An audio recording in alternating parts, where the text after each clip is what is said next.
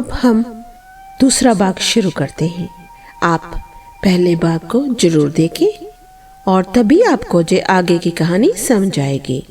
अमीरा बानो ने अपनी तलवार से कुछ वार तो रोके, पर वे हर तरफ से आ रहे थे। रौनक समझ गया कि जहाँ ताकत से काम नहीं चलेगा, अकल लगानी होगी। जे आइनों का बाजार था और जय उसकी सबसे बड़ी ताकत थी। अमीरा जो अपनी आंखें बंद कर लीजिए और मेरे पीछे आप लुक जाइए, रौनक चिल्लाया। उसने वीणा के दोनों टुकड़ों को कसकर पकड़ा और दुकान के बीच रखे एक बड़े से आईने की ओर भागा। जादूगर ने सोचा कि वह भागने की कोशिश कर रहा है। उसने एक बड़ा सा संदूक हवा में उठाकर रौनक की रास्ते में फेंक दिया, लेकिन रौनक आईने से टकराने के बजाय उसके पीछे सामने रुक गया। उसने अपनी जेब से एक छोटा सा शीशे का टुकड़ा निकाला और उसे एक खास कोण पर घुमाया। जे चाल वे अक्सर तालों के अंदर के पुर्जे देखने के लिए इस्तेमाल करता था। उस छोटे से शीशे के टुकड़े ने दीवार जो दुकान थी ना, उसकी रोशनी को ऐसे घुमाया कि एक पल के लिए जादूगर की आंखों के सामने हजारों रौनक की परछाइयां नाचने लगी।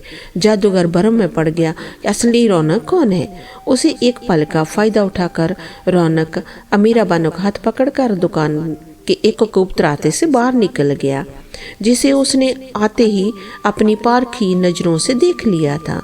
जब तक जादूगर का भ्रम टूटता, वे दोनों आईने के बाजार से बहुत दूर निकल चुके थे।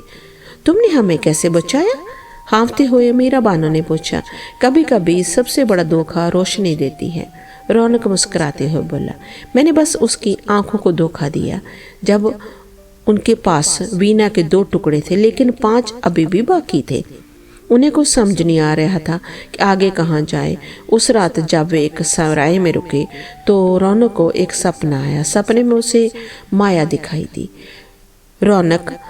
माया ने कहा, जादूगर अब तुम्हारी हर हरकत पर नजर रखेगा। अलग अलग टुकड़े ढूंढना अब खतरनाक होगा। बाकी के 5 जो टुकड़े हैं वो एक ही जगह पर है, प्राचीन जंत्रगढ़ी के पहले मंदिर में। जंत्रगढ़ी? रौनक ने सपने में ही पूछा। हाँ, कारीगरों का एक बुला बिसरा जो शहर है, जहाँ पर इमारत का एक मशीन है और हर रास्ता एक पहेली। दुष्ट जादूगर ने वीणा के बाकी टुकड़े वही छुपाए हैं, क्योंकि उसे विश्वास था कि उस मंदिर की पहेलियों को कोई हल नहीं कर सकता। पर उसे ये नहीं पता था कि किस्मत एक ताले वाले को चुनेगी। जाओ, जे याद रखना, मंदिर सिर्फ हुनर को नहीं, नियत को भी परखता है। सपना टूट गया। रौनक ने मीरा बानो को सब कुछ बताया और वे दोनों जंतरी की खोज में निकल पड़े। कई दिनों के सफर के बाद वे एक उजाड़ घाटी में पहुंचे। वहां विशालकाय मशीनों और चक्रों से बनी एक नगरी खंडर के रूप में खड़ी थी। हवा में मशीनी तेल और पुरानी धातु की गंध थी।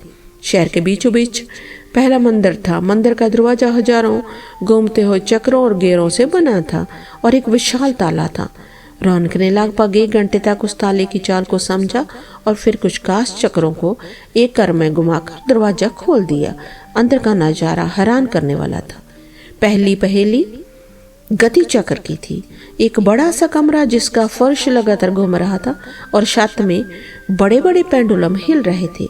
कमरे के दूसरे छोर पर एक मंच पर वीणा का तीसरा टुकड़ा चमक रहा था। जरा सी गलती होने पर कुछ ले जाने का डर था। रौनक ने अपनी आंखें बंद की और हर चक्र और पेंडुलम की गति की जो आवाज थी उसको ध्यान से सुना। उसने अपनी सांसों को उनकी गति से मिलाया और एक लय में चलते हुए बिना किसी चीज से टकराते हुए उस शोर पर पहुंच गया और तीसरा टुकड़ा हासिल कर लिया। दूसरा कमरा सुरक्षा का था। सामने की दीवार थी जिसमें सब छोटे छोटे ताले लगे थे। हर ताले को खोलने पर एक अलग सुर जो निकलता था। द्वार पर लिखा था कि 7 सुरों का गीत बनाओ और आगे का रास्ता पाओ। जो अमीरा बानो थी उसने कहा कि ये तो संगीतकार का काम है। नहीं, रौनक बोला, ये एक ताले वाले का काम है। उसने हर ताले को अपनी पतली सिलाई से छुआ। हर ताले के अंदर से पुर्जे अलग थे और उनसे निकलने वाली खट की आवाज भी अलग थी। उसने अपनी अद्भुत श्रवण शक्ति से उन आवाजों को पहचाना जो संगीत के 7 सुरों। उसने क्रम में उन 7 तालों को खोला और दीवार में के एक गुप्त दरवाजा खुल गया। अंदर वीणा के 2 और टुकड़े रखे थे। अब उनके पास 5 टुकड़े थे। आखिरी कमरा न्याय तुलक का था। कमरे के बीच में एक बड़ा सा तराजू था। उसने एक पलड़े पर सोने की एक ईंट रखी थी और दूसरे पलड़े के ऊपर हवा में वीणा के आखिरी 2 टुकड़े तैर रहे थे। नीचे लिखा था, जब तक सच का वजन सोने से भारी ना हो रास्ता नहीं खुलेगा। इसका क्या मतलब हुआ? मीरा बानो ने पूछा। हम इस सोने की ईंट को कैसे संतुलित कर सकते हैं? रौनक सोच में पड़ गया। सच का वजन जे कोई चीज नहीं, एक भाव था। उसे माया की बात याद आई। मंदिर नियत को भी परखता है। उसने अपनी कमर से बंधी एक छोटी सी पोटली खोली। उसमें उसने एक मुरझाया हुआ चंपा का फूल निकाला और जिसे एक रज्जो की याद में अपने साथ ले आया था। उसने उस फूल को तराजू के खाली पलड़े पर रख दिया। कुछ नहीं हुआ। वो निराश हो गया। तभी मीरा बानो ने अपनी उंगली से अपनी अंगूठी निकाली। जे मेरे पति की आखिरी निशानी है, उन्होंने कहा। जे मेरे शासन के सच्चाई और न्याय का प्रतीक है।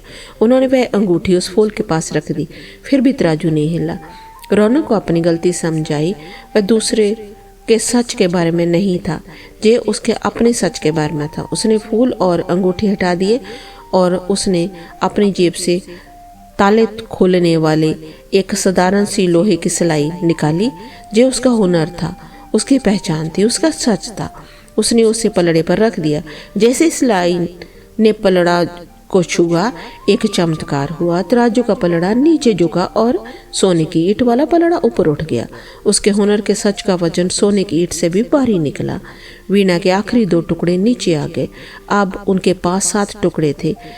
रौनक ने अपनी कुशल उंगलियों से उन टुकड़ों को जोड़ना शुरू किया। जैसे ही आखिरी टुकड़ा जुड़ा, वीणा से एक मधुर प्रकाश निकला और वह बिल्कुल नई होगी। वे दोनों तुरंत उस राज्य की ओर भागे। उस दिन पूर्णिमा की रात थी। जैसे ही वह महल पहुंचे, उन्होंने देखा कि दुष्ट जादूगर राजकुमारी के कमरे के बाहर खड़ा हंस रहा था। आखिरकार तुम आ ही गए, वह बोला, लेकिन अब बहुत देर हो चुकी है। चांद सिर पर है। अब राजकुमारी और जयराजा मेरा है। जादूगर ने अपनी काली शक्तियों से भयानक जो था ना वहां वहम पैदा कर दिया।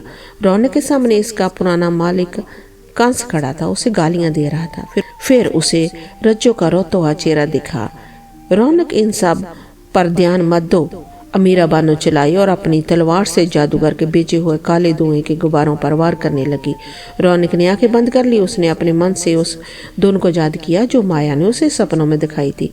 उसने अपनी उंगलियां वीणा के तारों पर रखी और उसे बजाना शुरू कर दिया। वीणा से इतना मधुर और शक्तिशाली संगीत निकला कि जादूगर का सारा काला जादू पल भर में काफुर हो गया। सारे वहम टूट गए। संगमरमर की दीवारें, जिस पर कोई दरवाजा नहीं था, संगीत की लहरों से कांच की तरह पारदर्शी होने लगी और फिर धुएं की तरह गायब हो गई। अंदर का रास्ता साफ था। रौनक दौड़कर अंदर गया। राजकुमारी जो फूलों के बिस्तर पर सो रही थी। रौनक ने उसके सराहने बैठकर फिर से बीना बजाई। संगीत की मीठी धुन सुनकर राजकुमारी ने धीरे धीरे अपनी आंखें खोली। शराब टूट चुका था।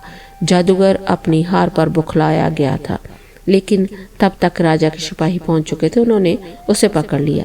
पूरे महल में जश्न शुरू हो गया। राजा ने रौनक को गले लगा लिया। तुमने हमारी बेटी और हमारे राज्य को बचाया। वादे के अनुसार आधा राज्य और हमारी बेटी का हाथ अब तुम्हारा। रौनक के सामने दान, शौहरत और एक राजकुमारी खड़ी थी, लेकिन उसकी आंखों के सामने तो वो फूल बेचती रज्जो का चेहरा घूम रहा था। उसकी जिंदगी का आखिरी और सबसे बड़ा वही ताला था जिसे उसे अपनी अकल और सच्चाई की चाबी से खोलना था। उसने हाथ जोड़कर राजा से कहा, महाराज, आपने मुझे इतना सामान दिया, यही मेरा सबसे बड़ा इनाम है, पर मैं एक साधारण ताले वाला हूँ और मेरा दिल मेरे शहर की गलियों में बसता है। राजकुमारी जी एक बेहतर राजकुमार के हकदार है। राजकुमारी उसकी ईमानदारी देखकर मुस्कुरा दी। उन्होंने कहा, सच्चाई और हुनर किसी राज्य से बड़े होते हैं। हमें तुम्हारा फैसला मंजूर है। राजा भी उसकी निस्वार्थ भावना से बहुत प्रभावित हुआ।